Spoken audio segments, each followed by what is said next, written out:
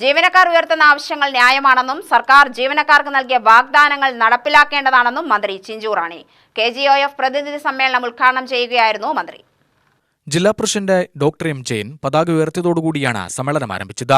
സംസ്ഥാന ജീവനക്കാരുടെയും അധ്യാപകരുടെയും പങ്കാളിത്ത പെൻഷൻ പദ്ധതി പിൻവലിക്കുക, ശമ്പള പരിഷ്കരണ നടപടികൾ ആരംഭിക്കുക, ക്ഷാമബത്ത ശമ്പള പരിഷ്കരണ കുടിശ്ശികകൾ അനുവദിക്കുക, മെഡിസിപ്പ് പദ്ധതിയിലെ അപാകതകൾ പരിഹരിക്കുക തുടങ്ങിയ ആവശ്യങ്ങൾ ഉന്നയിച്ചുകൊണ്ട് ജനുവരി 22-ന് നടത്തുന്ന പണിമുടക്ക് വിജയിപ്പിക്കുവാനും കേരള ഗസറ്റഡ് ഓഫീസേഴ്സ് ഫെഡറേഷൻ ജില്ലാ സമ്മേളനം ജീവനക്കാരോട് ആഹ്വാനം ചെയ്തു.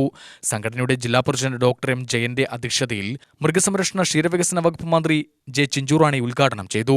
ഗവൺമെന്റ് തന്നെ പദ്ധതിയിൽ നമ്മളിപ്പോൾ വെച്ചു, അതിന്റെ അഡ്മിനിസ്ട്രേറ്റീവ് സാങ്ഷൻ ഉൾപ്പെടെ കിട്ടിയ ഒരു ഘട്ടമാണ്.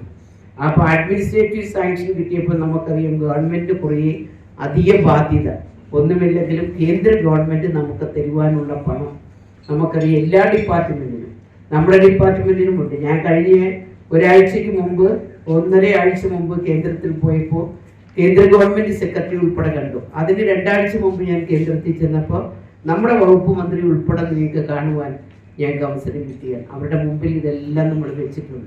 ഇപ്പോൾ നമുക്കൊരു 3 കോടി അടുപ്പിച്ച തുക നമ്മുടെ ആലപ്പുഴയിലെ പക്ഷിപ്പനിക്ക്, കോട്ടയത്തുണ്ടായ ഒരു ഭാഗത്തുണ്ടായ പക്ഷിപ്പനിക്ക്, പത്തനംതിട്ടയിലുണ്ടായ പക്ഷിപ്പനിക്ക് നമ്മൾക്കിപ്പോൾ അനുവദിച്ചു തന്നിട്ടുണ്ട്. CPI ജില്ലാ സെക്രട്ടറി KP സുരേഷ് രാജ് മുഖ്യപ്രഭാഷണം നടത്തി.